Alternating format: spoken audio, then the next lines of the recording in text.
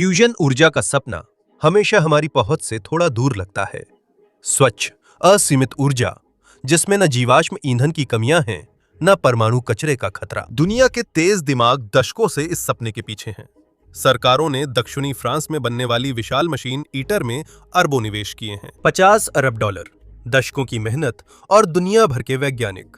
इतनी धनराशि और दिमाग से तो अब लाइटें जल जानी चाहिए थीं। लेकिन ईटर अभी भी 1 वॉट भी इस्तेमाल करने लायक बिजली पैदा करने से सालों दूर है। और यहीं पर हीलियन की एंट्री होती है।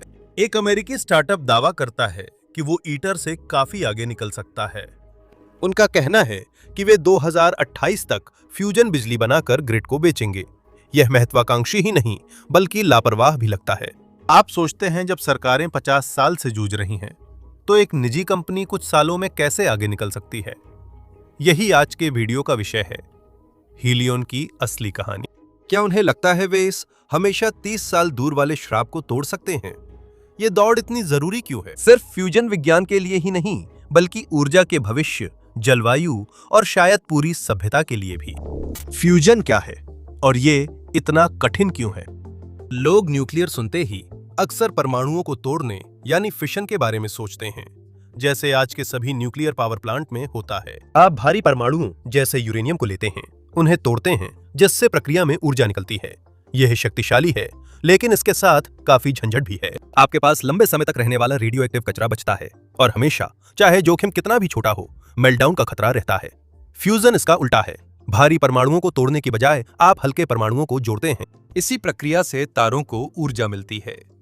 हाइड्रोजन परमाणु टकराकर जुड़ते हैं और बहुत ऊर्जा छोड़ते हैं। यह आदर्श ऊर्जा स्रोत है। न कार्बन उत्सर्जन, न मेल्टडाउन खतरा, न सदियों का रेडियो एक्टिव कचरा, सिर्फ साफ ऊर्जा। और इसका मुख्य उत्पाद हीलियम है, वही सुरक्षित गैस जो गुब्बारों में होती है। ये सच होने के लिए कुछ ज्यादा ही अच्छा लगता है ना? इसी वजह से लोग पिछले आधे से भी ज्यादा सदी से इसके पीछे भाग रहे हैं। धरती पर परमाणुओं का संलयन कराना जितना आप सोचते हैं, उससे कहीं ज्यादा मुश्किल है। खुद ईंधन भी जटिल हैं। ज्यादातर डिजाइन हाइड्रोजन के 2 समस्थानिकों ड्यूटेरियम और ट्रिटियम पर निर्भर करते हैं। ड्यूटेरियम प्रचुर मात्रा में है, इसलिए आप इसे सचमुच समुद्र के पानी से निकाल सकते हैं। ट्रिटियम दुर्लभ और रेडियोधर्मी होने से रिएक्टरों को इसे मशीन के अंदर लिथियम से बनाना पड़ता है। हीलियम 3 एक साफ ईंधन है जिसमें न्यूट्रॉन की समस्या कम है, लेकिन यह पृथ्वी पर दुर्लभ है। लोग मजाक में कहते हैं कि इसे चांद से लाना चाहिए, जिससे इसकी अव्यावहारिकता दिखती है। फिर भौतिकी की बात आती है। फ्यूजन प्राप्त करने के लिए आपको धनावेशित नाभिकों के बीच प्राकृतिक प्रतिकर्षण को पार करना होता है। इसका मतलब है 10 करोड़ डिग्री सेल्सियस से भी ज्यादा तापमान, जो सूरज के केंद्र से कई गुना गर्म है। प्लाज्मा को नियंत्रित करना, जो आवेशित कणों का सूप है। असली इंजीनियरिंग की मुश्किलें यहीं से शुरू होती हैं, क्योंकि मानो पहले से ही हालात काफी बुरे न हों। वैज्ञानिक प्रगति मापने के कुछ तरीके इस्तेमाल करते हैं, और उनमें सबसे मशहूर Q है, जो निकली ऊर्जा और लगाई गई ऊर्जा का अनुपात है। Q1 का मतलब है कि संलयन प्रतिक्रिया ने उतनी ही ऊर्जा उत्पन्न की जितनी उसे बनाए रखने में लगी। Q10 का अर्थ है कि आप डाली गई ऊर्जा से 10 गुना ज्यादा ऊर्जा पा रहे हैं, जो वाणिज्यिक बिजली के लिए जरूरी है। लेकिन सिर्फ Q से समस्या हल नहीं होती। प्लाज्मा को लंबे समय तक स्थिर और गर्म रखना जरूरी है, क्योंकि पावर प्लांट्स में लगातार और विश्वसनीय संचालन चाहिए। कुछ प्रणालियां प्लाज्मा को रुक-रुक कर चलाती हैं, कुछ उसे लगातार स्थिर बनाए रखने की कोशिश करती हैं। लेकिन हर हाल में प्लाज्मा के आसपास की सामग्री को संभालना होता है। प्रतिक्रिया में उत्पन्न न्यूट्रॉन रिएक्टर की दीवारों में अवशोषित होकर उन्हें भंगुर व रेडियोधर्मी बना देते हैं। तो भले ही आप भौतिकी को सही कर लें, फिर भी आपको ऐसी सामग्री चाहिए जो वर्षों तक ऐसी मार झेल सके। इन सब के बावजूद वैज्ञानिकों ने शुरुआत में कोशिश करना नहीं छोड़ा। 50 के दशक में फ्यूजन बड़ा दांव था। Z-पिंच मशीनें प्लाज्मा को बिजली के झटकों से दबाकर जल्दी परिणाम देने वाली लगती थीं, और कुछ समय के लिए लोगों को लगा कि व्यवहारिक फ्यूजन पावर बस आने ही वाली है। लेकिन प्लाज्मा अस्थिर साबित हुआ, और कोई भी महत्वपूर्ण ऊर्जा निकालने से पहले ही वो बार-बार ढह जाता था। 70 के दशक तक टोकामक डिजाइन सबसे आगे था। सोवियत संघ में विकसित इस तकनीक में डोनट आकार के चैम्बर और चुंबकीय क्षेत्रों से प्लाज्मा फंसाया जाता है। टोकामक आज भी फ्यूजन रिसर्च में हावी हैं, छोटे प्रयोगात्मक रिएक्टरों से लेकर ईटर तक। इन्होंने रिकॉर्ड तापमान और प्लाज्मा को रोके रखने की रिकॉर्ड अवधि और लगातार बेहतर प्रदर्शन किया है।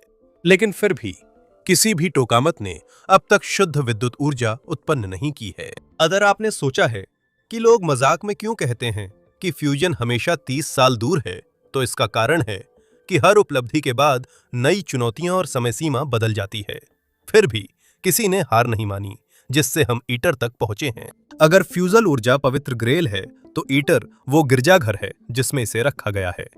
ईटर दुनिया का प्रमुख प्रयास है जो फ्यूजन की समस्या सुलझाने के लिए बना है। यह दक्षिणी फ्रांस में बना है और यूरोप, अमेरिका, रूस, चीन, जापान, भारत व दक्षिण कोरिया के बीच अंतर्राष्ट्रीय सहयोग है, जिसमें सभी देश संसाधन, तकनीक और फंडिंग साझा करते हैं। इसकी लागत अब 50 अरब डॉलर से भी अधिक हो गई है और इसका आकार लगभग 23,000 टन मशीनरी का है। ITER के लक्ष्य भी उतने ही बड़े हैं। इसे एक पावर प्लांट के रूप में नहीं बनाया गया है। यह एक प्रदर्शन मशीन है और इसका मुख्य उद्देश्य Q का मान 10 प्राप्त करना है। यह पहली मशीन होगी जो असली बर्निंग प्लाज्मा बनाएगी। बर्निंग प्लाज्मा का मतलब है कि फ्यूजन रिएक्शन इतनी ऊर्जा पैदा करे कि वह खुद ही चलता रहे और उसे लगातार बाहरी हीटिंग की जरूरत न पड़े। ITER को ट्रिटियम ब्रीडिंग सिस्टम्स का परीक्षण करना है ताकि ऐसी तकनीकों को एकीकृत किया जा सके जिन्हें बाद में वास्तविक व्यावसायिक रिएक्टरों में स्थानांतरित किया जा सके। ITER एक अग्रणी परियोजना है जो सफल होने पर साबित करेगी कि फ्यूजन सिर्फ वैज्ञानिक जिज्ञासा नहीं है। यह दिखाएगा कि भौतिकी काम करती है, इंजीनियरिंग चुनौतियां संभाली जा सकती हैं और मानवता फ्यूजन पावर प्लांट्स की योजना बना सकती है। दुर्भाग्यवश ITER बार बार विलंबित हुआ है। पहले इसे वर्षों पहले पहला प्लाज्मा उत्पन्न करना था। अब यह लक्ष्य 2030 तक टल गया है। असल ड्यूटेरियम ट्रिटियम फ्यूजन ईंधन का संचालन संभवतः 2030 के दशक के मध्य तक शुरू नहीं होगा। इसमें लागत बढ़ना, निर्माण चुनौतियां और दर्जनों देशों के बीच समन्वय की कठिनाई शामिल हैं। इसी कारण ITER उम्मीद और निराशा का प्रतीक बन गया है। फिर भी आप इसे नजरअंदाज नहीं कर सकते। अगर यह सफल हुआ तो दशकों पुरानी बहसें खत्म हो जाएंगी। ये दिखाएगा कि फ्यूजन बड़े पैमाने पर लगातार काम कर सकता है, न कि सिर्फ कुछ सेकंड के लिए लैब प्रयोगों की तरह। सरकारों के लिए यह अवधारणा साबित करने का बढ़िया मौका है। साथ ही हेलियोन जैसी कंपनियों को भी दावे का अवसर मिलता है। लोग जब ईटर के बड़े बजट, लंबी निर्माण प्रक्रिया और 2030 की समय सीमा को देखते हैं तो सोचते हैं, क्या कोई तेज तरीका है? वे क्या दावा करते हैं और कैसे काम करते हैं? हेलियन 2013 में रेडमंड, वॉशिंगटन में स्थापित हुई थी। सह संस्थापक डेविड कर्टली और क्रिस पिल, जो प्लाज्मा भौतिकी और प्रणोदन में अनुभवी हैं, ने हेलियन को बिजली बेचने के उद्देश्य से स्थापित किया, जबकि ईटर ITER केवल इसे साबित करने के लिए है। आज हेलियन ने सैम ऑल्टमैन, जो OpenAI के CEO है, Mithril capital, Capricorn investment group और वाई कॉम्बिनेटर के पूर्व छात्रों समेत बड़े निवेशकों से 1 अरब डॉलर से ज्यादा जुटाए हैं। इसकी वैल्यूएशन 5 अरब डॉलर से ज्यादा है। यानी ये ऐसी कंपनी के लिए लगभग यूनिकॉर्न के दायरे में है जिसका उत्पाद अभी आया नहीं है। क्या यही हाल ज्यादातर बदलाव लाने वाले स्टार्टअप्स का नहीं है? पहले विजन बेचते हैं, फिर प्रोडक्ट, है ना? 2023 में कंपनी ने माइक्रोसॉफ्ट के साथ एक बिजली खरीद समझौता साइन की, जिसमें 2028 तक फ्यूजन से बिजली देने का वादा किया गया। लेकिन यहां एक पल के लिए रुकते हैं।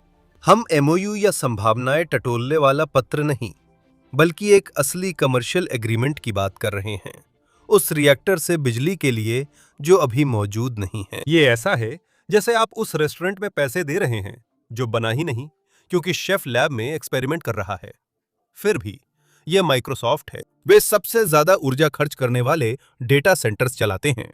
फ्यूजन सफल हुआ तो ये उनके सर्वर फार्मों के नीचे सोना मिल जाने जैसा होगा। शायद इसमें पहले ही सौदा पक्का करना सही होगा। हेलियन अपनी नई मशीन का नाम पोलारिस रखता है, जो दुनिया की पहली ऐसी मशीन होगी जो सिर्फ फ्यूजन हासिल ही नहीं करेगी, बल्कि वास्तव में ग्रिड को नेट बिजली भी देगी। वे ITER और अन्य फ्यूजन प्रोजेक्ट से अलग रहकर इसे हासिल करना चाहते हैं, जिसकी शुरुआत उनके रिएक्टर के आकार से होती है। Helion field reversed configuration FRC का उपयोग करता है। सोचिए, एक चैम्बर के दोनों सिरों से प्लाज्मा गोले एक दूसरे की ओर दागे जाते हैं। जैसे ही वे टकराते हैं, वे एक साथ मिलकर एक प्लाज्मा बॉल बन जाते हैं, जिसे फिर विशाल चुंबकीय क्षेत्रों द्वारा और भी कसकर दबाया जाता है। संपीड़न तापमान व दबाव को इतना बढ़ाता है कि फ्यूजन शुरू हो जाता है। उनका ईंधन चयन भी असामान्य है। ईटर ड्यूटेरियम ट्रिटियम मिश्रण का उपयोग करता है, जबकि हीलियॉन का लक्ष्य ड्यूटेरियम हीलियम-3 मिश्रण का उपयोग करना है। और ये इतना अलग है क्योंकि जैसा कि हमने बताया, हीलियम-3 बहुत दुर्लभ है और जैसा कि हमने पहले कहा, यह काफी अव्यावहारिक भी है। उनके अनुसार हीलियम-3 बेहतर विकल्प है क्योंकि इससे कम न्यूट्रॉन बनते हैं। न्यूट्रॉन रिएक्टर की दीवारों को भंगुर और रेडियोधर्मी बनाते हैं, इसलिए इन्हें कम करना रिएक्टर का रखरखाव आसान बनाता है और उसे चलाना सस्ता पड़ता है। ये एक जुआ है, लेकिन सफल होने पर फ्यूजन की सबसे बड़ी इंजीनियरिंग समस्या को चतुराई से टाल सकता है। इस सबका सबसे रोचक हिस्सा ये है कि वे पारंपरिक थर्मोडायनामिक तरीके से टरबाइन घुमाने और पानी को भाप में बदलने के बजाय प्लाज्मा की ऊर्जा को सीधे बिजली में बदलने की योजना बना रहे हैं। अगर यह काम करता है तो यह निश्चित रूप से फ्यूजन को और अधिक कुशल बना देगा। हालांकि कई भौतिकविद यह बताते हैं कि हेलियन ने अभी तक सार्वजनिक रूप से अपनी किसी भी मशीन से शुद्ध ऊर्जा का प्रदर्शन नहीं किया है। उन्होंने 7 प्रोटोटाइप बनाए और परीक्षण किए हैं, जिनमें से हर एक पिछले से अधिक शक्तिशाली है, लेकिन अभी तक कोई भी वो शुद्ध ऊर्जा हासिल नहीं कर पाया है जिसकी वे तलाश कर रहे हैं। फ्यूजन रिएक्शन हासिल करना एक बात है, जैसा हेलियन ने किया, लेकिन बड़े पैमाने पर उसे बनाए रखना और उपयोगी ऊर्जा निकालना अलग चुनौती है। फिर भी कंपनी आशाजनक है। इसकी वैल्यूएशन अरबों में है और ये उन निजी फ्यूजन स्टार्टअप्स में से है जिनके पास पहले से बड़ा कॉर्पोरेट ग्राहक है। सवाल है कि क्या हम फ्यूजन के पहले कमर्शियल खिलाड़ी को देख रहे हैं या ये सिर्फ बड़े वादों का एक और अध्याय है जो अभी दूर है। हेलियन की चुनौतियां और जोखिम। हेलियन के वादों से कोई भी ज्यादा उत्साहित हो उससे पहले चलिए जरा असलियत परख लेते हैं, ठीक है? भौतिकी, इंजीनियरिंग और समय सीमा, ये सभी हेलियन की चमकदार प्रस्तुति से ज्यादा अनिश्चित हैं। चलिए भौतिकी से शुरू करें। हेलियन का पूरा तरीका एफआरसी पर आधारित है। कल्पना कीजिए प्लाज्मा के धुएं के छल्ले की, जो हवा में आलस से तैरने के बजाय 10 करोड़ डिग्री तापमान वाले आवेशित कणों का बादल है और खुद को फाड़ डालने पर तुला है। हेलियन 2 प्लाज्मॉइड बनाकर उन्हें तेजी से टकराता है और चुंबकीय क्षेत्रों से तब तक दबाता है जब तक संलयन नहीं होता।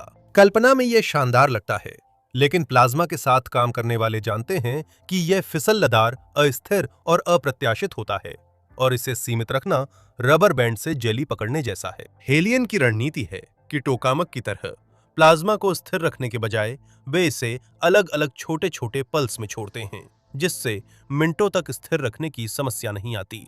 हालांकि यह एक नई चुनौती है जहां हर एक पल्स को काम करना चाहिए। अगर प्लाज्मा पर्याप्त कसकर संकुचित नहीं होता तो प्रतिक्रिया उपयोगी ऊर्जा बनाने से पहले ही खत्म हो जाती है और फिर ईंधन की बात आती है। हेलियन की सबसे बड़ी खासियत है हीलियम-3। यह एक दुर्लभ समस्थानिक है जो मानक ड्यूटेरियम ट्रिटियम मिश्रण की तुलना में हानिकारक न्यूट्रिनो बहुत कम छोड़ता है। अगर आप ऐसा रिएक्टर चाहते हैं जो कुछ सालों से ज्यादा चले, उससे पहले दीवारें टूटने ना लगें, तो यह अच्छी खबर है। लेकिन हीलियम-3 दुर्लभ है। अधिकांश उपयोगी आपूर्ति ट्रिटियम के क्षय, जो बहुत धीमी प्रक्रिया है, या प्राकृतिक गैस में उसकी थोड़ी सी मात्रा से मिलती है। हेलियन का दावा है कि वे रिएक्टर में ड्यूटेरियम परमाणुओं के मिलने पर हीलियम-3 बना सकते हैं, लेकिन बड़े पैमाने पर यह साबित नहीं हुआ है। यह ऐसा लगता है जैसे आप एक ऐसी कार बना रहे हैं जो उस ईंधन पर चलेगी जिसे आप वादा करते हैं कि कार खुद ही चलने के बाद बनाएगी। सिद्धांत रूप में यह काम कर सकता है, लेकिन यह समझना आसान है कि भौतिक विज्ञानी इस पर थोड़े संदेह में क्यों हैं। और फिर खुद पल्स सिस्टम की बात आती है। ईटर जैसे निरंतर रिएक्टरों का लक्ष्य स्थिर दहन बनाए रखना है, जैसे अलाव को लगातार जलाना। इसके विपरीत हेलियन कार के इंजन की तरह रुक रुक कर काम करता है, लेकिन इसमें दाव बहुत ऊंचे हैं। इसका मतलब है कि आपको सटीक टाइमिंग, उच्च शक्ति वाले कैपेसिटर चाहिए जो माइक्रोसेकंड में ऊर्जा छोड़ सकें, और ऐसी इलेक्ट्रॉनिक्स चाहिए जो इस दबाव को सहन कर सकें।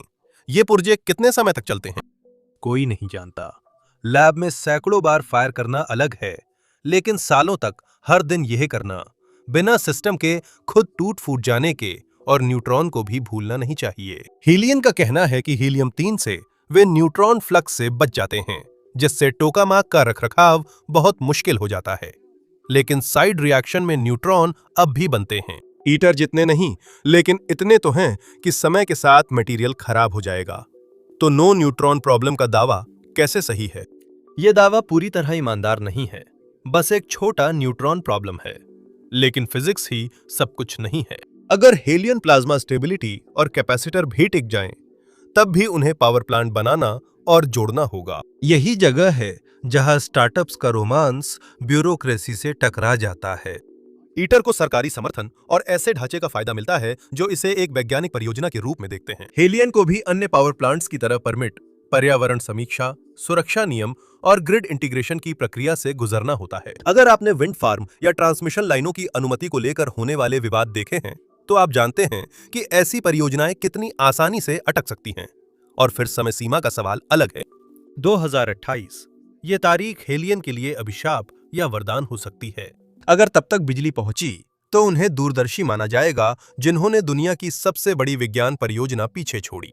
अगर चूक गए तो वे उन फ्यूजन वादों में शामिल हो जाएंगे जो कभी पूरी नहीं हुई। विशेषज्ञ मानते हैं कि हेलियन का प्रयास बेहद जोखिम भरा, बहुत आक्रामक और हद से ज्यादा महत्वाकांक्षी है। उनकी बात सही भी है। नया रिएक्टर बनाना, उसकी कार्यक्षमता साबित करना, लाइसेंस दिलवाना और 5 साल में ग्रिड से जोड़ना। अधिकांश पारंपरिक परमाणु संयंत्रों को तो सिर्फ कागजी कार्रवाई निपटाने में ही उससे ज्यादा समय लग जाता है। हेलियन की भौतिकी सही हो, लेकिन लॉजिस्टिक्स उन्हें मुश्किल में डाल सकते हैं। अगर हेलियन तय तारीख से चूकता है तो फ्यूजन पर जनता की राय और खराब हो सकती है। निवेशक और सरकारें भी और संदेहपूर्ण हो सकती हैं। और अगर हेलियन तेजी से आगे बढ़ने की कोशिश करता है तो वह अनजाने में इस क्षेत्र को पीछे भी धकेल सकता है। प्रतिद्वंदी, राजनीति और वैश्विक दांव।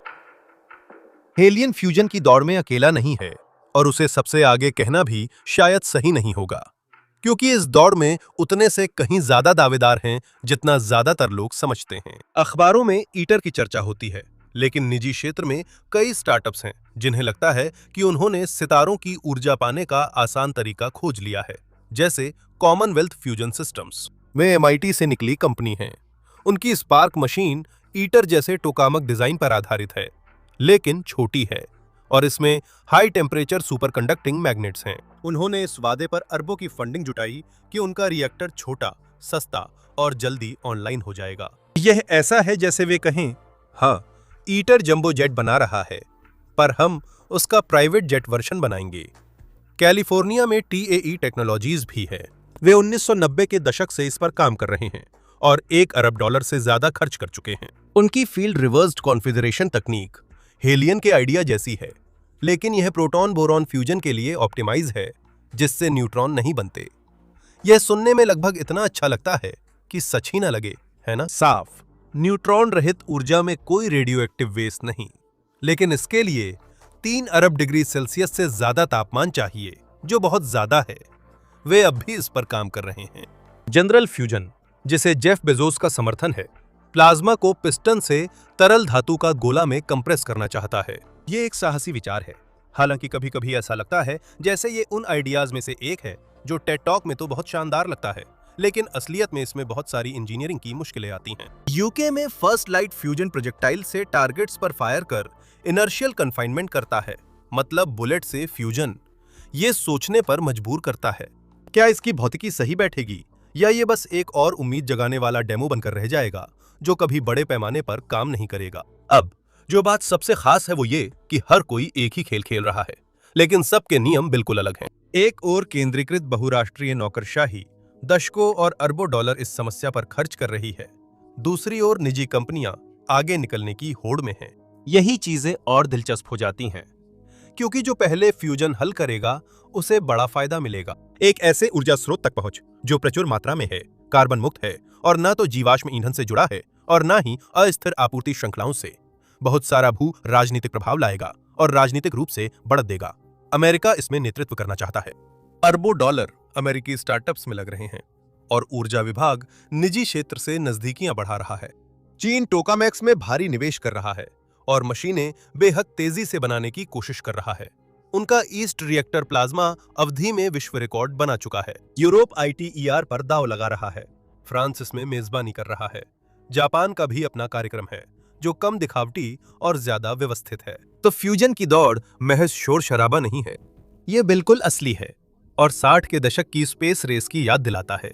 लेकिन दांव और बड़े हैं। अंतरिक्ष दौड़ प्रतिष्ठा और खोजबीन के बारे में थी, जबकि फ्यूजन ऊर्जा सुरक्षा से जुड़ी है।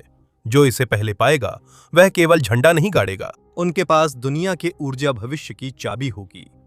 कल्पना करें कि हीलियन या उसका कोई प्रतिद्वंदी अगले दशक 2 में फ्यूजन हासिल कर लेता है। दुनिया कैसी दिखेगी? सबसे बड़ा बदलाव साफ दिखेगा। अगर फ्यूजन असली बेसलोड पावर स्रोत बना तो कार्बन का गणित रातों रात बदल जाएगा।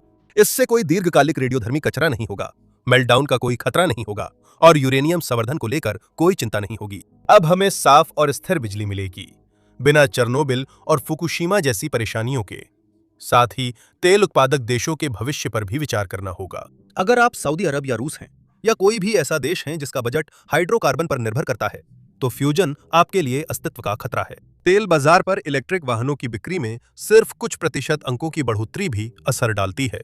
सोचिए, अगर कोई शहर अपनी सारी ऊर्जा एक छोटे फ्यूजन प्लांट से ले सके तो क्या होगा? यह पतन की शुरुआत और सत्ता में पूरी तरह बदलाव का संकेत होगा।